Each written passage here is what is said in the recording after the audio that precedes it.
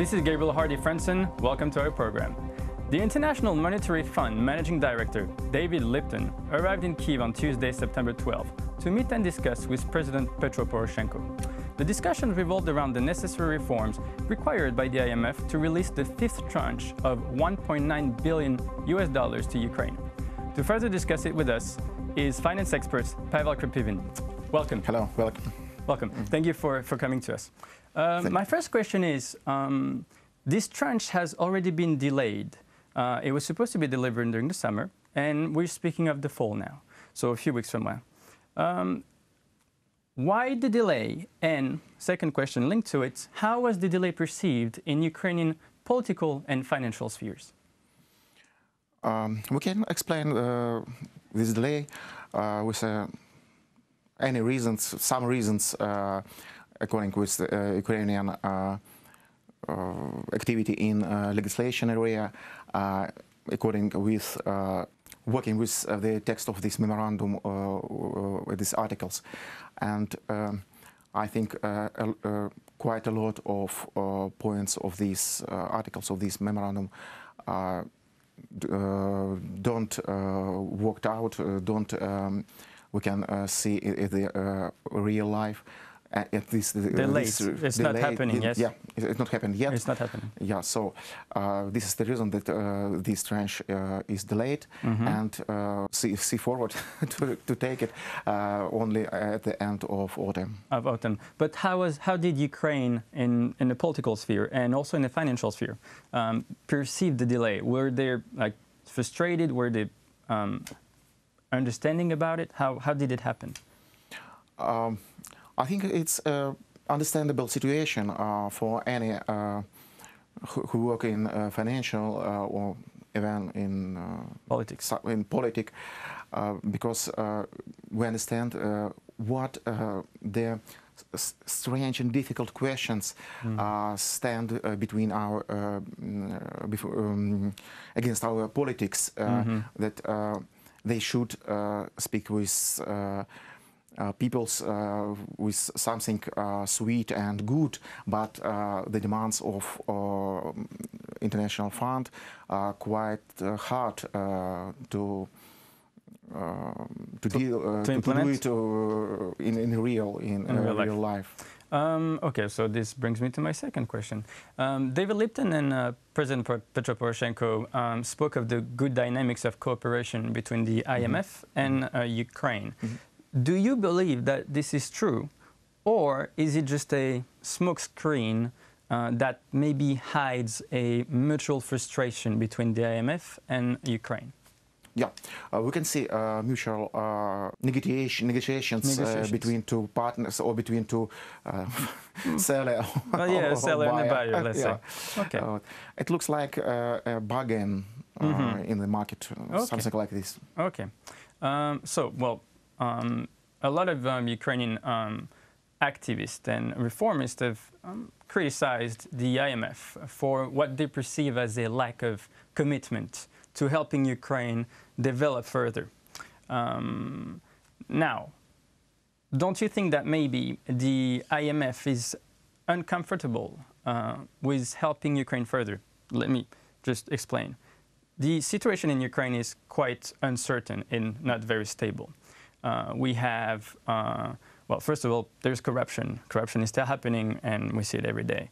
The Russian meddling with internal affairs, the conflict in eastern Ukraine, and lately the what we qualify as the political circus with former Odessa governor Mikhail Saakashvili ahead of what promises to be a quite eventful presidential election next year. So don't you think that all this atmosphere of instability is maybe not really motivating for the IMF, who is maybe reluctant to help more, and hence the delay? And will we see the money soon enough, or will there be another delay? I think this can be reasons for next delay, because not even these a huge amount of problems that you said, but IMF can see the speed of our government activity to improve economic situation in Ukraine, improve political relationship between in other countries, and even inside Ukraine. First of all, between in other nations inside Ukraine. Mm-hmm. Only through reforms and progress. Quite quite quick reforms can show to IMF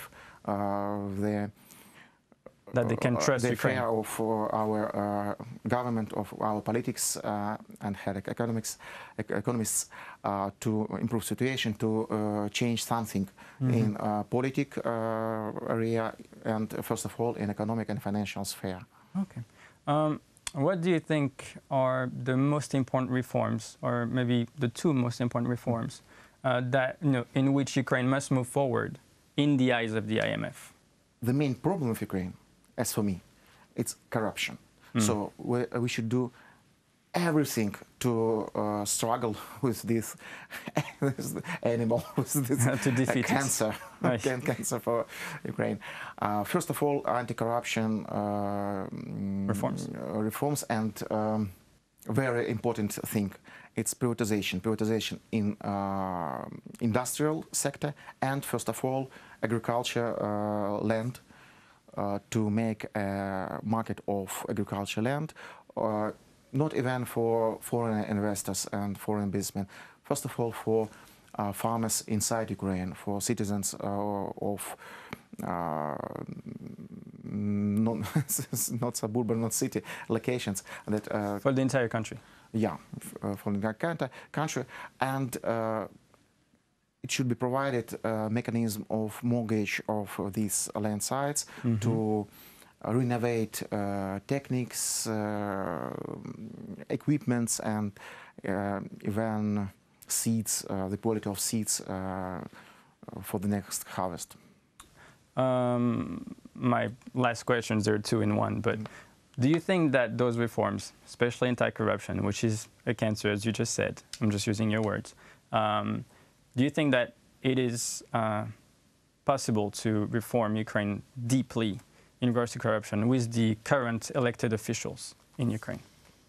I don't really believe in